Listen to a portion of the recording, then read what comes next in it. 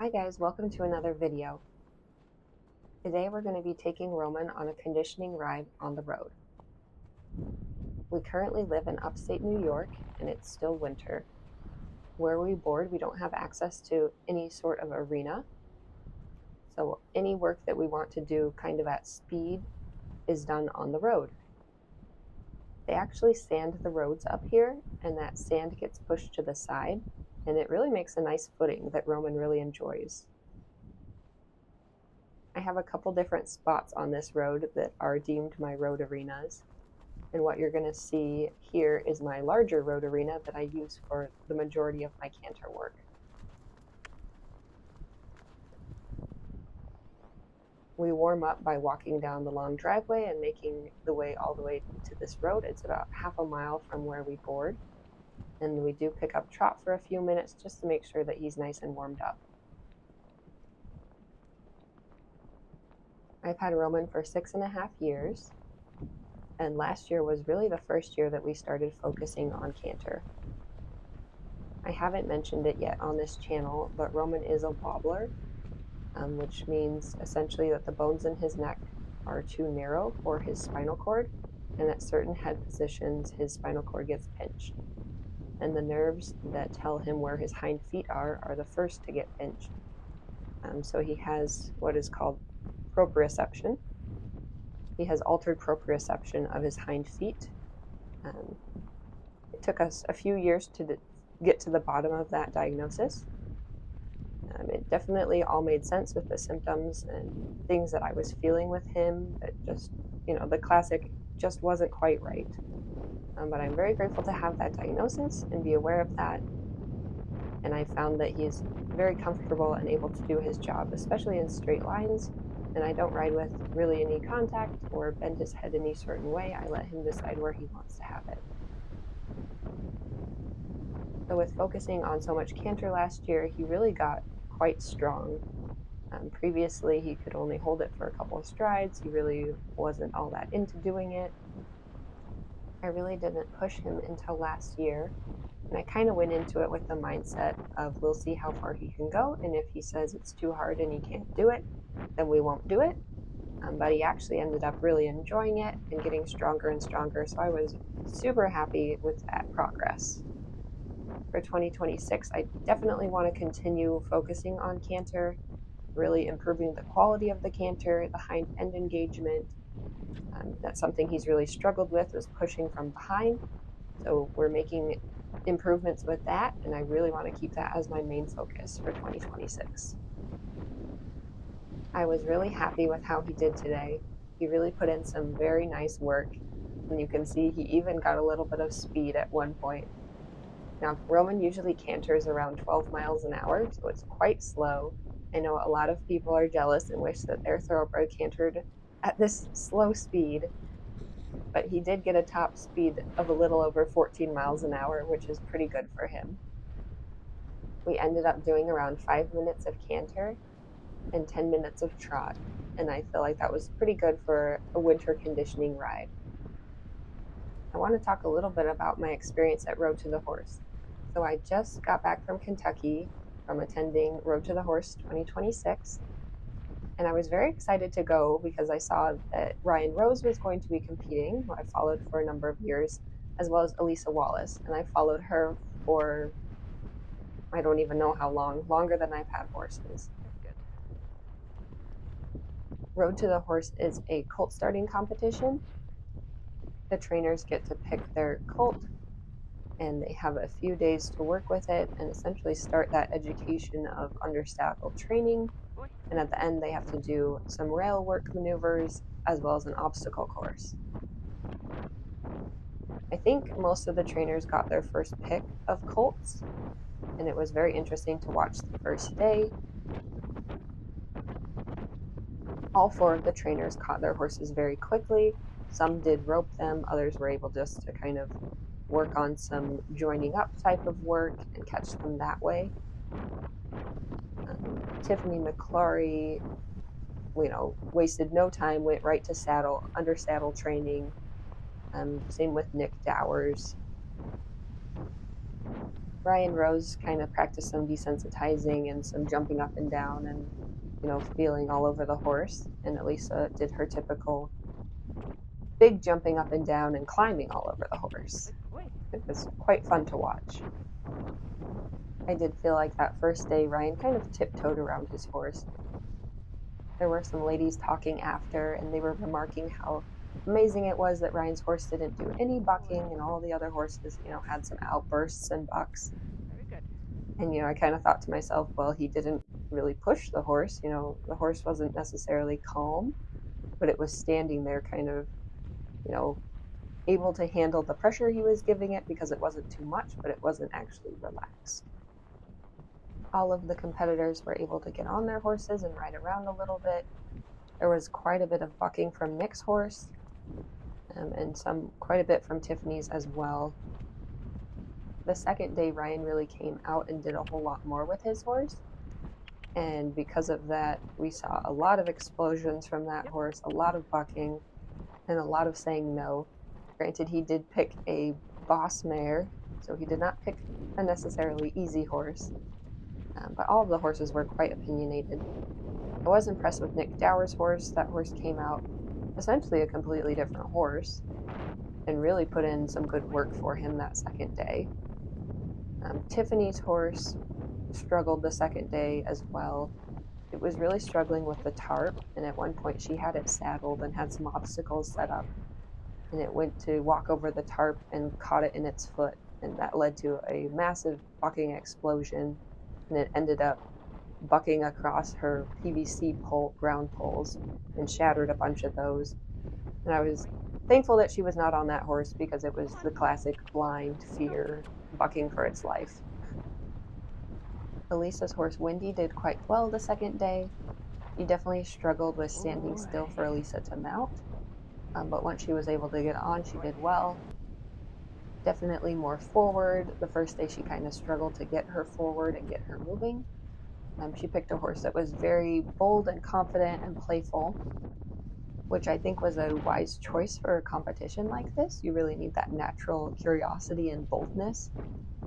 I think it was a wise choice for a competition setup like this because you do need that boldness in order to do the obstacles, and that curiosity really helps if you can use it in a good way. I was really disappointed to see the scores from both day one and day two. I saw Elisa did a lot of different techniques. She did a lot of like touch and asking the horse to relax and feel its body. And she just did a really nice job getting the horse in a working partner mindset. And I think that went unrecognized in the scores. Obviously, it's a very Western competition, and Western training methods are rewarded. But I think we've come so far in horse psychology and really being able to tune into horses and create a true partnership.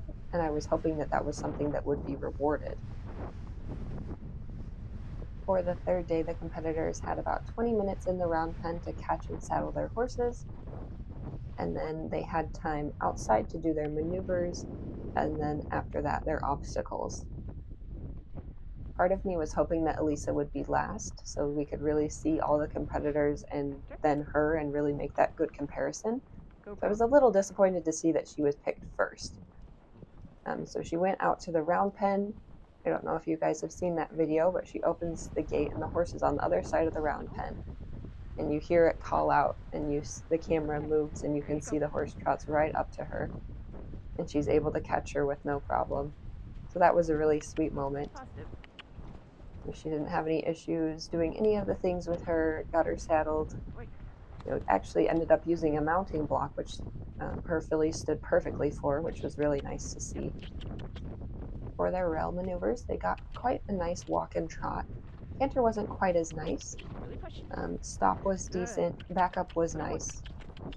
Picking up the feet was really, really nice. And then for the obstacle course, she absolutely smoked the competition. I was so happy to see her horse so confident and so willing at every obstacle. The announcer had made a joke about them needing to pat the dragon's head at one point, and of course, true to her style, Elisa did that. You could really see how willing and how well prepared her filly was. and I thought that there was no way she wasn't going to win day 3. So Ryan Rose is able to catch his horse fairly quickly and get her saddled in the round pen. He ended up leaving the round pen a couple minutes early because he felt ready. Once he got out, however, the maneuvers that they needed to perform inside of 2 cones, he really was not able to get his horse into that cone area. We spent quite a few minutes working with that horse to try to just get her into the cones. And his rail work was decent. It wasn't, amazing or anything. His horse definitely struggled with all the new obstacles in the arena to look at and just the overall atmosphere. I think he was feeling a little bit frustrated. However, when he got to the start of the obstacle course, you could see his horse literally relax and say, okay, I know how to do this. And he actually made it through the majority of the obstacles quite nicely. So that was really great to see. Tiffany was next, and for the round pen work, she struggled to catch her horse, ended up having to rope it, but did get her saddled and got on and all that pretty well. Did okay on the rail work, and then moved on to the obstacle course, and you could see her horse was very concerned. Got through most of the obstacles. She did have to skip the tarp. She tried it for a little bit, but it was pretty clear that the horse was not going to do it. Had some baffles here and there with different obstacles, but ended up getting through it and ended up crossing that last bridge with just coming down to that last second.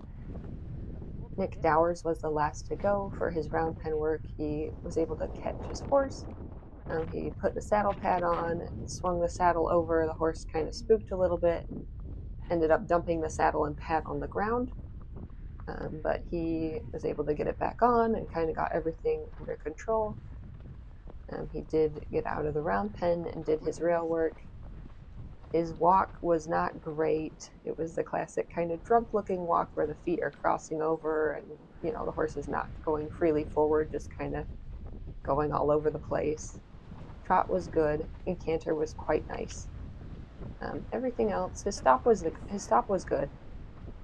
He did manage to pick up all 4 feet, though it was not really relaxed. When he came to the obstacle course, it was pretty clear his horse was not very interested in participating with him. Luckily, it's done at a walk, so you don't see a lot of outbursts that would happen if it had to be done at a trot or a canter. But his horse was trying to leave the obstacles. He was having to push it through every single obstacle. He was not able to get it over the tarp or through the cowboy curtain pool noodles. So he did move on from those obstacles. But even the ones that it, did go through and do, he really had to push for them and had to add quite a bit of pressure. I think it was really interesting to see the difference in the demeanor of his horse. His horse was very sweaty, definitely was not interested in being his partner. There's a lot of people that say you can't force a 1,200-pound animal to do what you want, but you absolutely can. And horses are not that hard to convince to do something that they don't want to do if you know how to use pressure right. After watching all of the contestants, I felt like there was no way that Elisa wouldn't be winning day 3.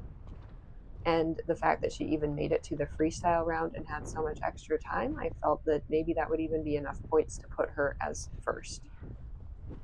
When the scores came out, I was absolutely shocked to see that the judges had scored Nick higher than Elisa, despite him not completing 2 whole obstacles and having multiple refusals at every single obstacle. And while I agree that his canter work at rail work was significantly better, it did not make up for the deficit of not completing the whole obstacle course and just the overall willingness of the horse.